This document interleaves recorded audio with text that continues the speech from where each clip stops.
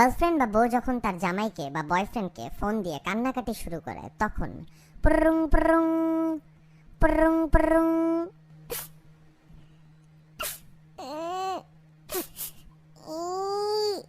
কিসে জান কিসে?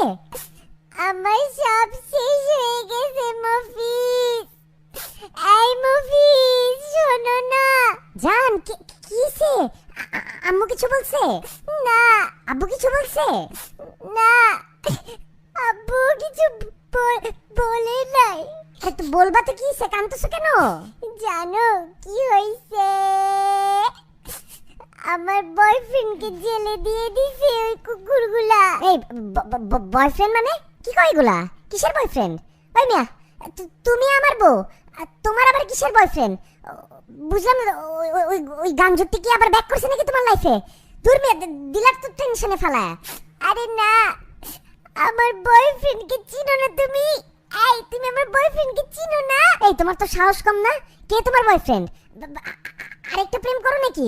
আমি সারাদিন অফিস থেকে আর তুমি সারাদিন ফেসবুকে অনলাইনে থেকে এগুলো করো না? প্রেম করে বেড়াও মানুষের সাথে। দূর, কি ফালতু কথা বলো।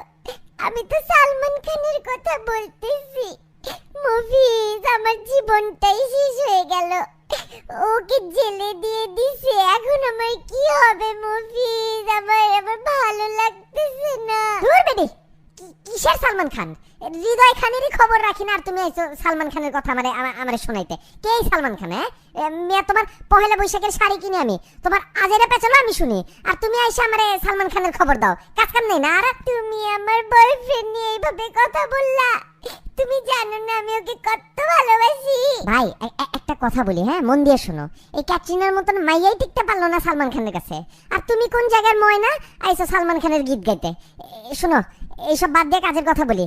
আজকে রাত্রে মুরগি রান্না করো, বাসায় আসবো, খিদা লাগছে। মুরগি আর আলু ভর্তা দিয়ে ভাত খাবো, ঠিক আছে? রাখি আমি। এই যে মোর চ্যানেলে আপনারা ঢুকছেন বুঝছেন, এইতে যদি এখন সাবস্ক্রাইব না করেন তাহলে কিন্তু মুই আর ভিডিও আপলোড দিব না। এর লাগিয়া আগে সাবস্ক্রাইব করবেন, সেই পরে ভিডিও দেখবেন, ঠিক আছে? আর লগে লগে কিন্তু ভিডিওটা শেয়ার করবেন, আর ওই যে লাইক আছে না, একটা লাইক বাটন, এটা ক্লিক করবেন। আর কোনো কিছু করাই লাগবে না, এবার খালি মোর ভিডিও দেখতেন আর হাসতেন।